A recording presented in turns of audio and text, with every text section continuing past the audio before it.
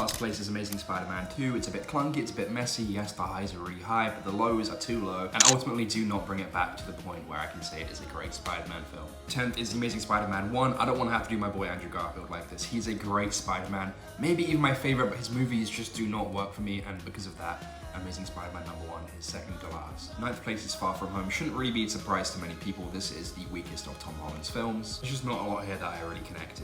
8th place is Homecoming. I know that is a bit low, but from here on out, these are all what I consider to be good movies. So Homecoming is a very good Spider-Man film, but I think it just kind of lacks kind of the style and the source of the future entries on this list, so it can't really go too much higher, but Homecoming is still a great watch. 7th place is Spider-Man 3. This might be a bit of a hot take as well. I know a lot of people don't like this one, but I just rewatched it not too long ago. It is so much fun. It is a bit crowded, it is a bit overstuffed, but it is really, really fun to watch. No Way Home in 6th, probably one of the best theater experiences I've ever had, you've probably ever had.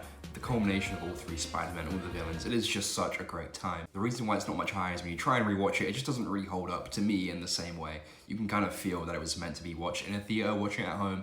It's kind of awkward, honestly. 5th is the new one, Spider-Man Brand New Day. Destin Daniel Crane's directing and the heart of the film is what worked the most. I think the Ned, MJ, Peter stuff is the highlight of the film. I feel like the only thing kind of holding it back was its connections to the rest of the MCU. It felt too much like an MCU movie, and I'm desperate to see just a core Spider-Man story. Across the Spider-Verse in 4th, I know I'm probably gonna get yelled at. People have this at their #1 spot. For me, not quite. I think Into the Spider-Verse is the better of the Spider-Verse movies. I think Across was a little bit too, I don't know, overstuffed, overcrowded. I wanted more from it while also wanting less, if that makes sense. It was, I don't know, I will say it is one of the best looking movies just ever, period. I think it is a step up in terms of animation from Into the Spider-Verse, I'll give it that. Third place, the OG, Spider-Man, Tobey Maguire. I think this one works for me. It is a very true to its core, simple Spider-Man story. And for me, that is kind of what I love the most about these superhero films. So that is why it is so high for me. Even though Tobey probably is my least favorite Spider-Man, I think his performance really works for this movie and the tone that it sets. Spider-Man 2 next, I think it is a step up on pretty much everything the first one does, and because of that, I have it in second place. And in the #1 spot, I think easily for me, the only 5-star Spider-Man movie that I have,